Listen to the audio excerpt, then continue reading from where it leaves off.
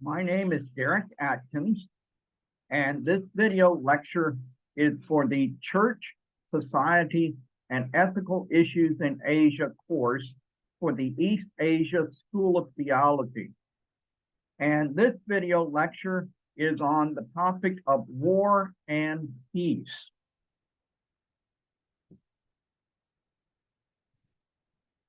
I want to begin by reading Isaiah 2:4. This may be a familiar verse to you, but let me read it. Here's what it says. He will judge between the nations and will settle disputes for many people. They will beat their swords into plowshares and their spears into pruning hooks. Nation will not take up sword against nation, nor will they train for war anymore. Now, this statue that we see here is a visual representation of Isaiah 2:4, and it is found in front of the United Nations building in New York City. So, war is one of the great tragedies in human history. During the American Civil War, General William Tecumseh Sherman said, "War is hell." Almost everyone agrees that war is an ugly thing and that war should be avoided as a great evil. And yet, throughout history, humanity has been plagued with numerous wars that have resulted in much death and destruction. Given this fact, most people view war as one of the tragic realities of living in a fallen world where evil men and evil government oftentimes do really evil things. Christians and others have held different views about war throughout history. Consider for a moment the following quotes by two different people. The first of them, Dr. Martin Luther King Jr., the American civil rights leader who was also an ardent pacifist, and the second from the English philosopher John Stuart Mill, who advocated the philosophical worldview known as utilitarianism. So here is what Dr. Martin Luther King Jr. said about war. He said, "Darkness cannot drive out darkness. Only light can do that. Hate cannot drive out hate. Only love can do that. Hate multiplies hate. Violence multiplies violence, and toughness multiplies toughness in a descending spiral of destruction. The chain reaction of evil, hate begetting hate, wars producing more wars, must be broken, or we shall all be plunged into the dark abyss of annihilation." So that's what Dr. Martin Luther King Jr. said about war. And here's what John Stuart Mill said. He said, "War is an ugly thing, but not the ugliest of things.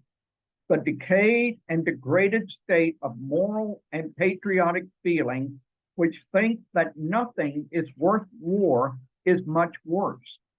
The person who has nothing for which he is willing to fight, nothing which is more important than his own personal safety, is a miserable creature and has no chance of being free unless made or kept so by the exertions of better men than himself." So we see here that there are some very different views and opinions about war. Historically, Christians have held three major views on war. Today, we're going to look at these three views. And these three views are pacifism, just war, and interventionism.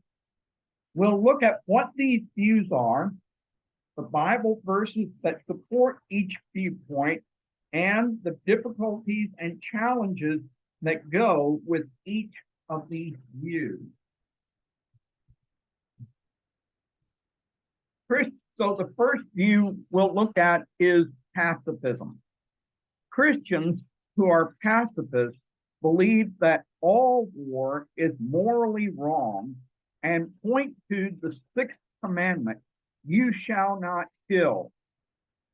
Many pacifists, in fact, often refer to war as organized murder. As with many ethical issues, there is a continuum among pacifists, with some pacifists who emphasize non-participation and others who draw the line at non-violence. Non-participation is a stricter pacifist position. Those who emphasize non-participation argue that no force of any kind is ever an acceptable means for resolving differences. They also go one step further by arguing that not only is all war wrong, but so is any form of participation in war efforts in any shape or form. They argue that it is immoral to participate with any companies or any other organization or agency that either advocate policies that promote war or that produce technologies that can be used in or promote war. Nonviolence, on the other hand, draws the line at providing direct support for any violent efforts to bring about conflict resolution. For example, pacifists who draw the line at nonviolence may work for companies that produce weapons, but will refuse to make actual weapons of war. This position recognizes the moral complexity of war. And the reality is that not all activities that support military forces involve violence. For example, what about providing food for warships? Providing food for warships is part of military readiness, but does providing food mean you're actually helping a soldier or sailor to kill others? And what if the warship is ordered to help with a humanitarian mission and the food is used to help refugees who have lost their homes due to war or even because of a natural disaster? Here are some Bible verses that are used in support of pacifism. We have Matthew chapter 5, verses 38 through 40 and 43 through 45. In these verses, Jesus speaks about not resisting evil and turning the other cheek. Another passage in the Bible that is used to support pacifism is Matthew chapter 26, verses 50 through 52. This is when one of Jesus's disciples struck a servant with a sword, and Jesus rebuked him for doing that. John 18:36 tells us that Jesus's kingdom is not of this world, and so pacifists use this verse to in support of pacifism because they argue that since God's kingdom is not of this world, that means that we as Christians should not use the means of this world to solve the problems that we face in this world. Romans 12:18 through 21 commands us to live at peace with others. So this is another verse that pacifists use to support their position. And then there is 1 Peter chapter 2, verses 18 through 24. In this passage, Peter urges Christians to be willing to endure unjust suffering. And so pacifists use this passage to justify pacifism because they argue that we as Christians should be willing to endure unjust suffering, even if those who are evil use war and other means to advance their purposes. That still does not justify Christians responding with violence to what the evildoers are doing. Instead, Christians should be willing to endure suffering.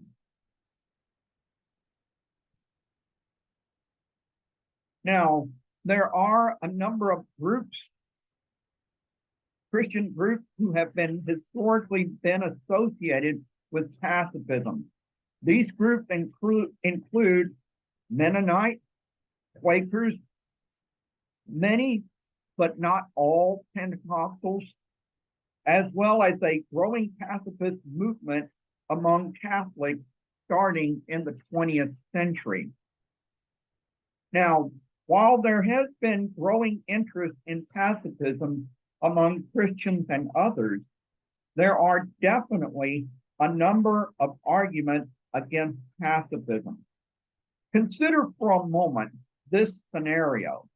An armed robber breaks into your home, and during his robbery, he starts to attack your family. What will you do? So this is something to consider. In the Bible, we do see a number of different occasions when God uses violence to accomplish his purposes. For example, God commanded the Israelites to completely annihilate entire peoples, entire towns, and entire people groups during their conquest of the Promised Land. So pacifists have wrestled with this question because they have to acknowledge that there are passages in the Bible where God did command the Israelites to use violence to remove certain people from the Promised Land. And so pacifists have to deal with these passages. And they have wrestled with this question. And they have come up with reasons why they believe these passages do not invalidate their pacifist stance. Still, pacifists do need to deal with these biblical examples of instances when God commanded the Israelites to undertake violence. At the same time, those who are of the just war persuasion do need to respect and listen to the pacifist approach, because pacifists do have some very legitimate points to make. For example, war does great harm to the image of God within humans. It causes harm to the physical bodies, because bodies are broken by the violence of war. It causes mental harm in the form of PTSD, post-traumatic stress disorder, or TBI, which is traumatic brain injury. It also does spiritual harm to people because, according to military psychologist David Grossman, humans are wired with a strong prohibition against killing other humans. And this hardwiring actually comes from the Creator, who created each one of us with a strong moral prohibition against killing other humans. Yet, armies must actually train their soldiers to overcome this God-given prohibition so that they could be more effective at killing enemy soldiers. And so by training soldiers to overcome this God-given prohibition against killing other human beings, war actually does spiritual harm to humans. Now, perhaps the greatest example of nonviolence in the Bible is when Jesus went to the cross. The gospel accounts make it very clear that Jesus could easily have used force to stop the Roman soldiers who came to arrest him. For example, Jesus himself said that he could have called on multiple legions of angels to defend him at that moment. And yet Jesus submitted himself to the Roman soldiers who came to arrest him. And he submitted himself to the Jewish religious leaders who condemned him to death. In this case, Jesus literally followed his own teaching of turning the other cheek. So this Jesus' example of dying on the cross is an incredibly powerful example of nonviolence. And yet, if society were to seriously follow the principle of nonviolence, this would create some very serious problems for law enforcement. According to Romans 13, verses 1 through 7, God has given us police officers in order to protect us from those who wish to commit violent acts. Without police officers having the right to use weapons to restrain violence, people would destroy everything and everyone. For example, consider this scenario. What if a terrorist walked into a mall, say the Vivo Mall in Singapore, or some other mall in your home country, wearing a bomb vest? What should the police do in that instance? Should an armed police officer refrain from shooting that terrorist? Or should the police officer take out the terrorist before the terrorist killed many other people?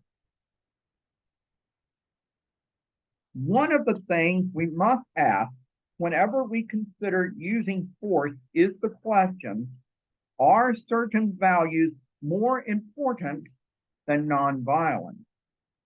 Is nonviolence more important than freedom? Is nonviolence more important than economic interest?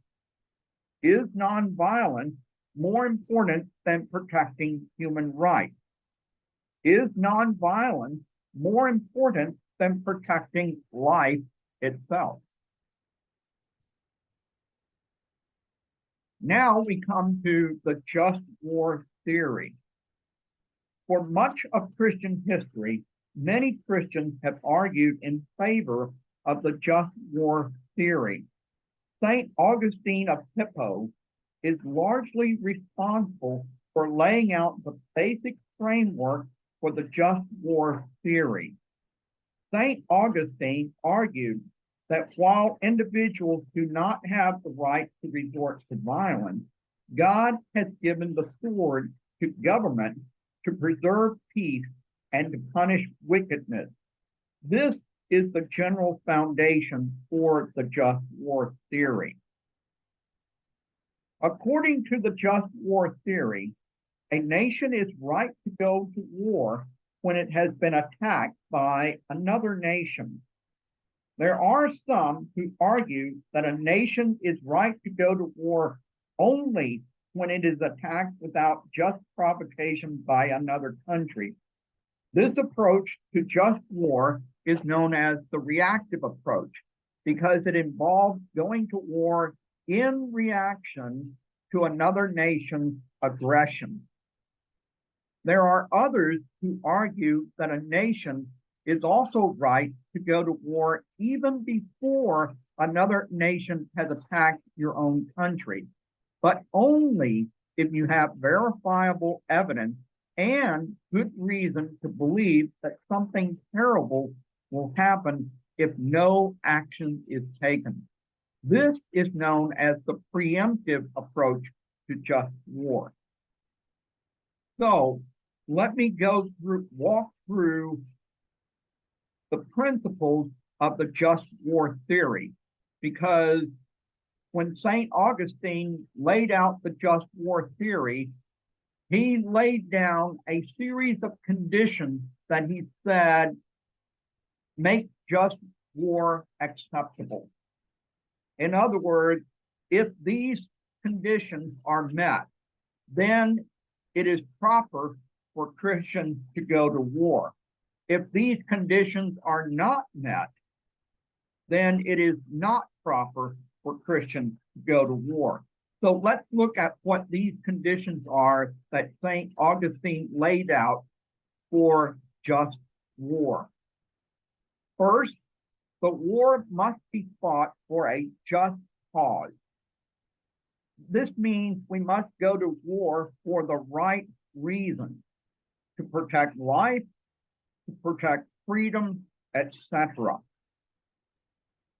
So we must have the right reason for going to war.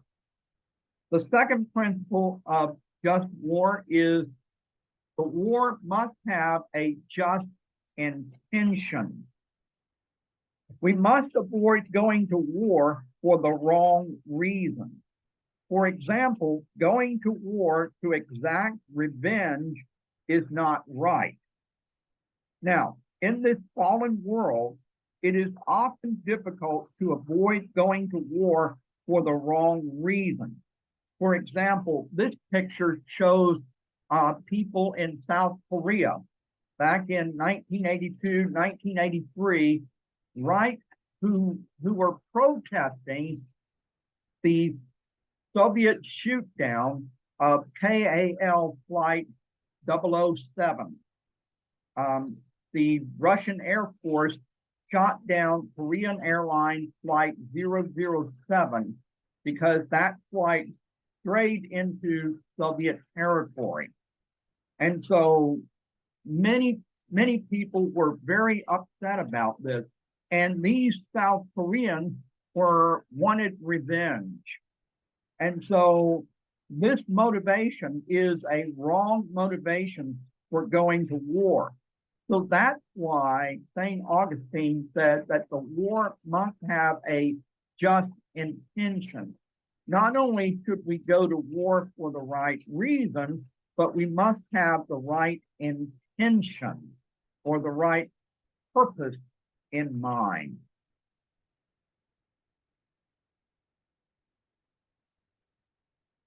The next principle for just war is that the war must be undertaken as a last resort. Every peaceful means for resolving conflict should be taken before going to war. Every effort should be made through diplomacy to avoid war. Only when all diplomatic efforts have been exhausted should war be used as an option. The war should be started by a formal declaration of war by properly constituted authorities. Wars should not be started or carried out by militias, guerrillas, or terrorist organizations. Wars must be carried out between nations and officials who have legitimate authority. Okay, so this is the fourth principle. So to go back here, war must be undertaken as a last resort. This means diplomacy must be used to avoid war if at all possible. And every effort must be made to avoid war. But only if all diplomatic efforts have failed Only then is it proper for Christians to go to war. And then the fourth principle is that war should be started as a formal declaration of war by properly constituted authorities. So here we see Franklin Delano Roosevelt on Monday, December 8th, 1941, addressing the joint session of the United States Congress. Of course, the day before December 8th was Sunday, December 7th, 1941, which is when Japan attacked Pearl Harbor in a sneak attack. And so on Monday, December the 8th, 1941, Franklin Delano Roosevelt asked Congress for a formal declaration of war. And so the picture on the right shows him signing the declaration of war after Congress agreed to declare war. So this illustrates that wars should be started by a formal declaration of war by properly constituted authorities. Wars should not be started or carried out by militias, guerrillas, or terrorist organizations. War must be carried out between nations by officials who have legitimate authority. Of course, the reality is that sometimes wars are carried out by militias, guerrillas, and terrorist organizations, but Christians should never do that. Christians, when they go to war, should go through the channels of properly constituted government authorities.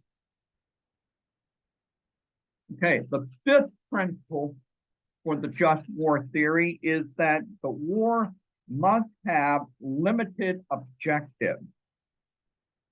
Wartime goals should be limited and specific. For example, we should not go to war to take over the entire world. Now that may sound a bit silly to you, but I'm making a serious point here. Wars must have limited objectives.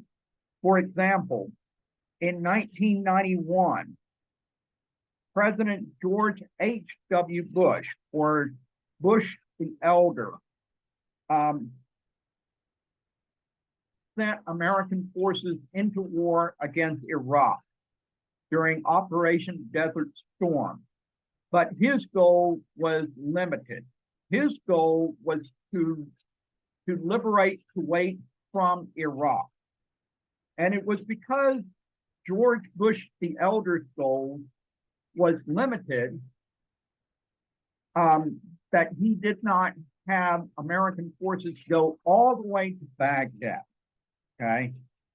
And so that's why once Kuwait was liberated from Iraq, President George H.W. Bush ordered the American forces to stop fighting because he had limited objectives, and the American forces had accomplished those objectives. So he said, stop fighting.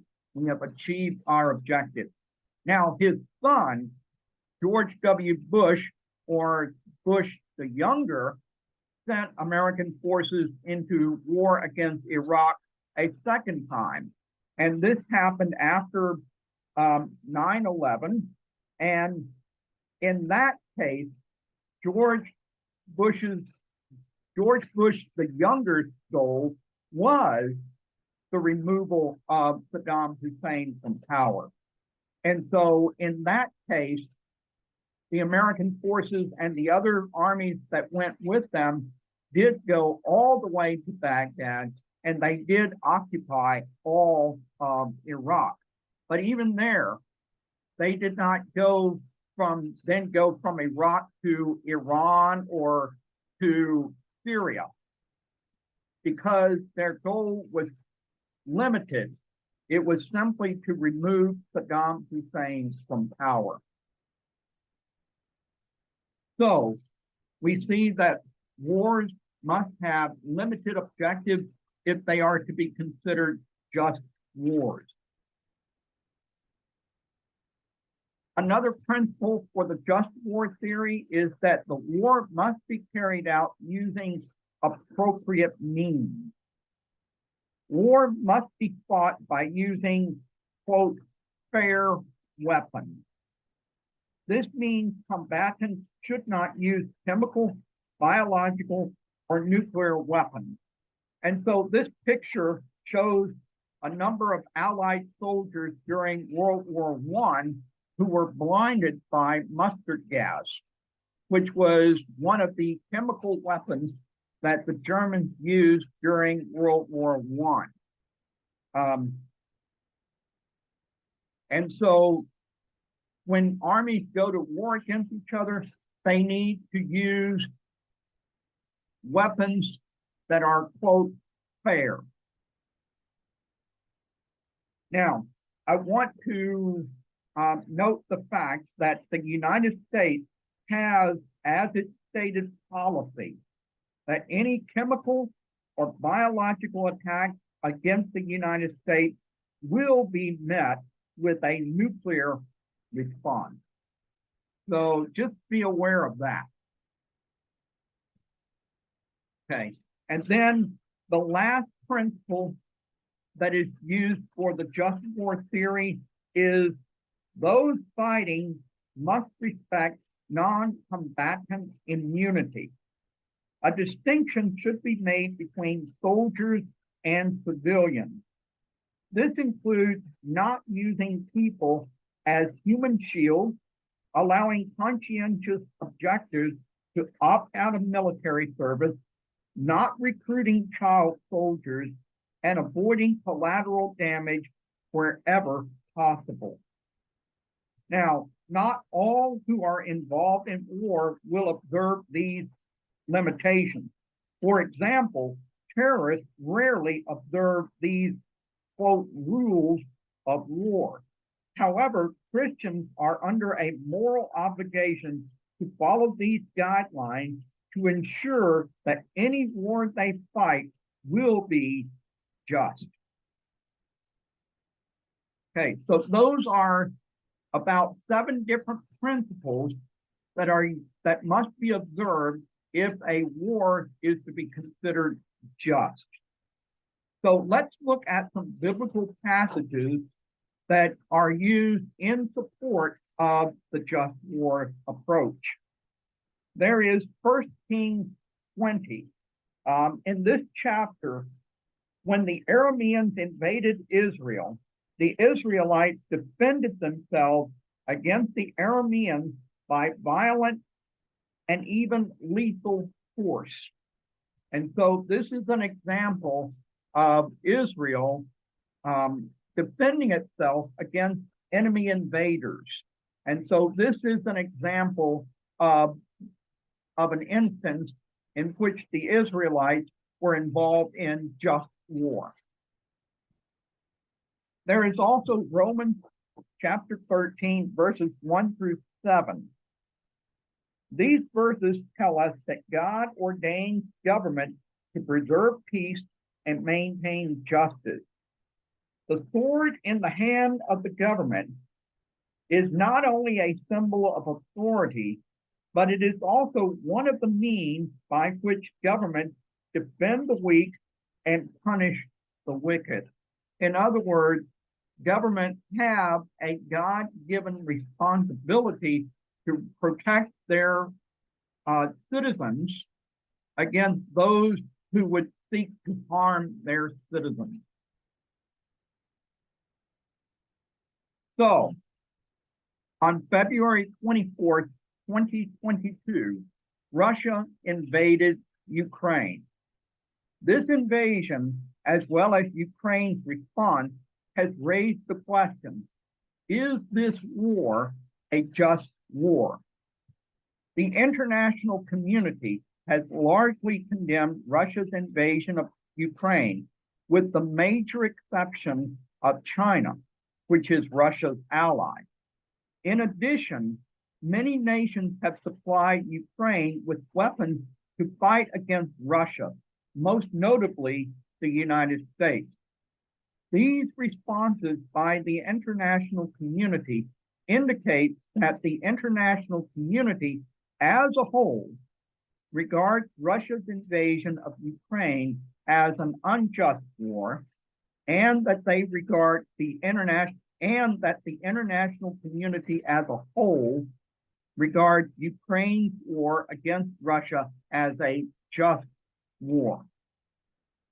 Most critiques of the just war theory come from pacifists who point to the clear teachings of Jesus and Peter in the scriptures about the ethics of nonviolent response to evil.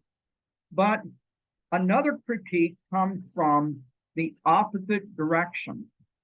If we can justify military action in response to aggression, why can't we use it in response to planned imminent aggression? In other words, why can't we use military force to prevent aggression? This critique leads us to the third major Christian approach to the issue of war and peace, namely interventionism. Those who support interventionism argue that if you know someone is plotting to attack you and you have the means to prevent it, you are morally justified in taking preemptive action. This, by the way, is the basic premise behind the pre-crime unit in the science fiction movie Minority Report. This pre-crime unit arrests individuals because they have information. This pre-crime unit has information that these individuals will one day in the future commit a crime. And therefore, the reasoning is that this pre-crime unit should arrest these individuals so that these individuals will not commit these crimes in the future.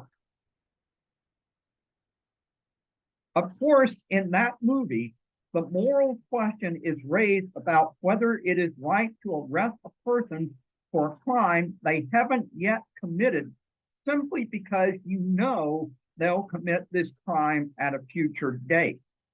Okay? Now, earlier we mentioned the restrictive and unlimited approaches. So let's clarify that a little bit.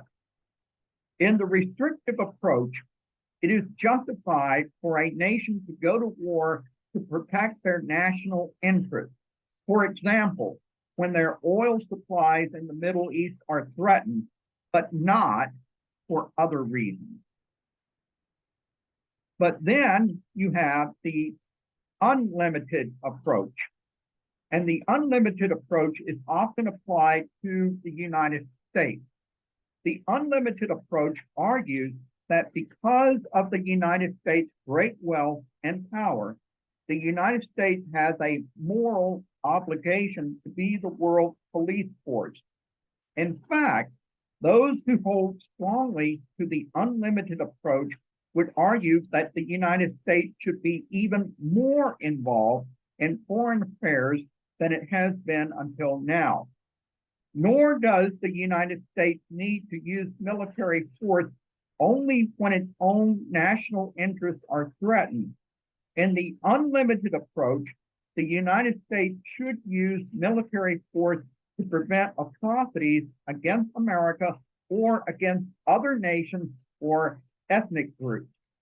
So examples of the possible use of unlimited interventionism would include Rwanda, where Hutus and Tutsis slaughtered each other back in 1994, Somalia, possibly China, possibly Myanmar, or the Crimea,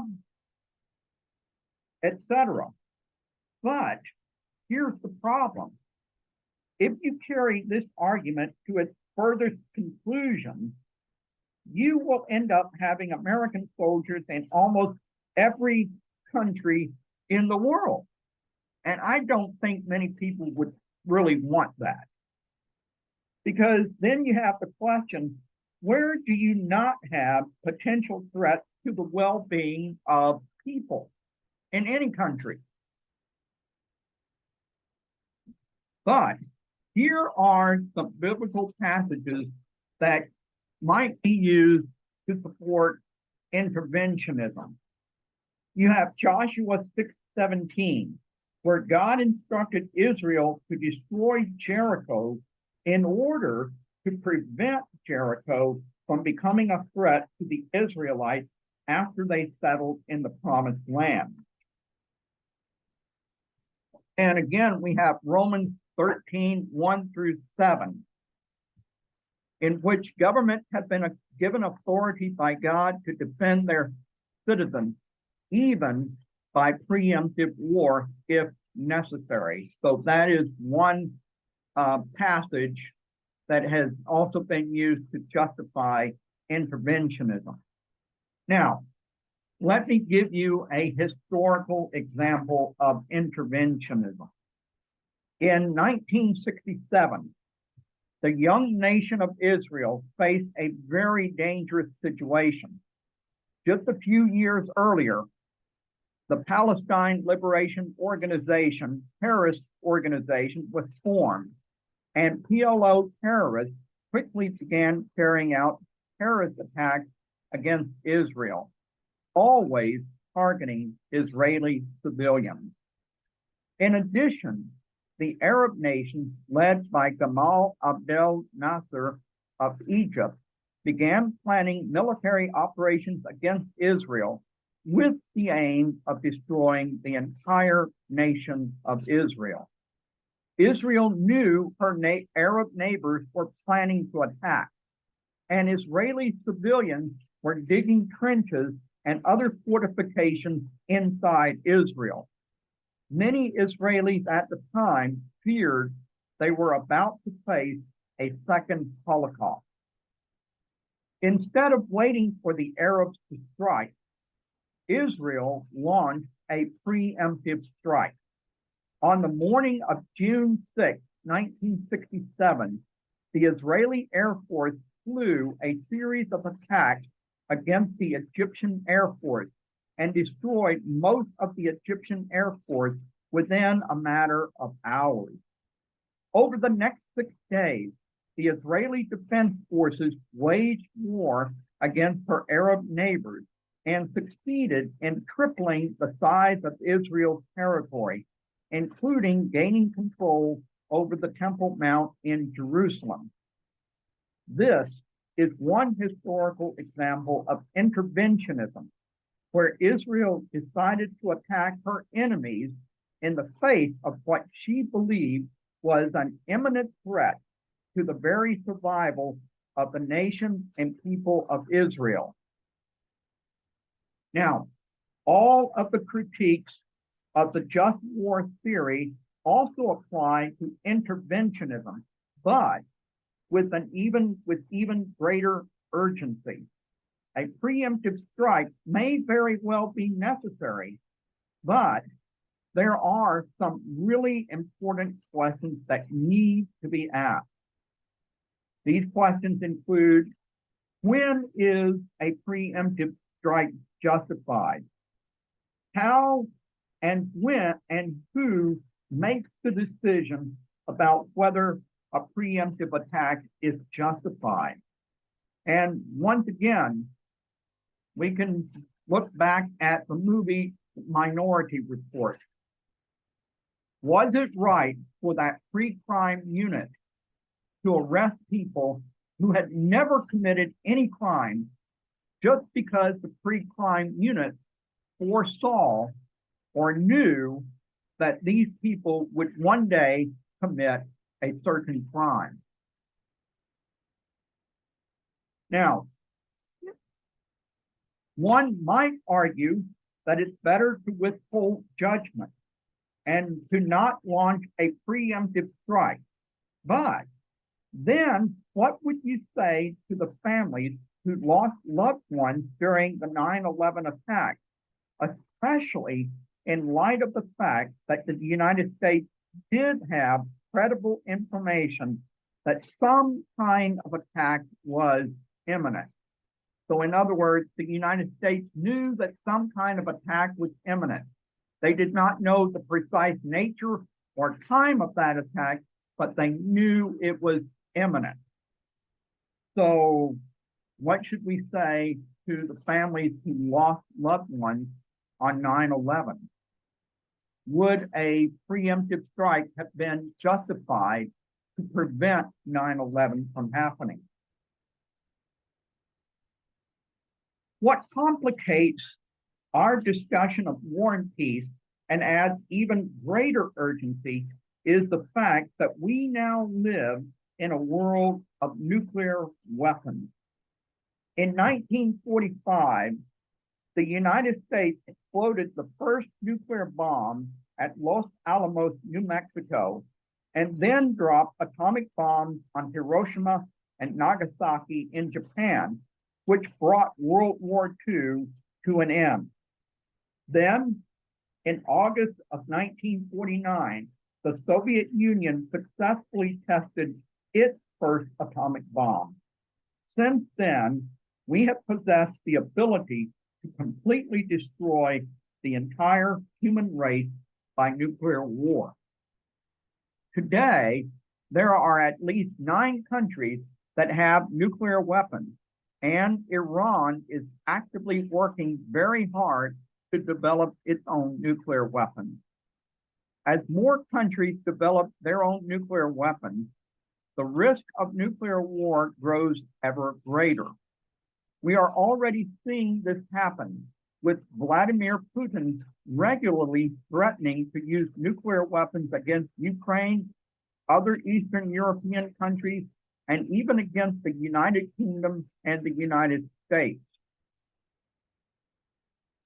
Another major technological change that affects war is the development of drones and artificial intelligence. With drones, soldiers are now able to safely watch, target, and kill enemy soldiers halfway around the world while never themselves coming into danger.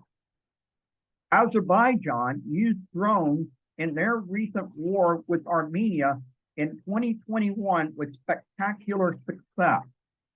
Drones are also playing a central role in the current war between Russia and Ukraine.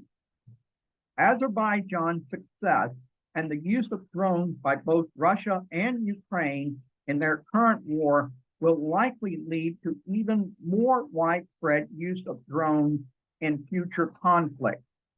But when we combine drones with AI, or artificial intelligence, we are approaching a situation where machines will be able to make decisions about who to kill without any human input at all.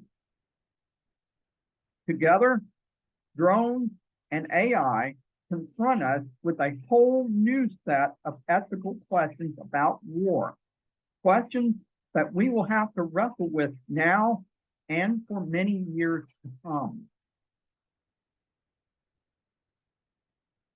So, whether you support the use of military action or not, here are some sobering words from C.S. Lewis that are worth considering. If war is ever lawful, then peace is sometimes sinful. Consider also these possible what-if scenarios. If pacifism had won out in the 1930s and 1940s, we all might be blonde-haired, blue-eyed, and speaking German today. If the restricted view of the just war theory won out in 1967, Israel might have been destroyed and the world might have witnessed a second Holocaust. If interventionism had won out during the Cold War, the entire human race might be a pile of radioactive ashes today. One of the reasons why I wanted to include this lesson in this course is because in recent years, we've seen a dramatic escalation in tension throughout East Asia. Many military and international relations experts are saying that there is a high risk that a major war could break out in East Asia and surrounding regions sometime in the next 5 years or so. If war does break out somewhere in East Asia in the near future, it will likely affect most, if not all of us. Such a war would also likely affect many of those whom you will minister to. So my intention for this lesson is to encourage each of you to carefully consider the issues involved with war and peace. Because we live in a fallen world, we face many situations related to war and peace that are difficult to resolve. And even when we do live out our principles, whether we choose the path of pacifism, just war, or interventionism, even our best intention can lead to unintended consequences, including the death of innocent civilians and collateral damage. For this reason, we must approach this question with humility and trembling. All three approaches have biblical merit, and we must respect the convictions of our brothers and sisters who may differ from us on this issue. So, in our class, we're going to look at a number of case studies about war and peace. So I want you to come to class prepared to discuss these case studies.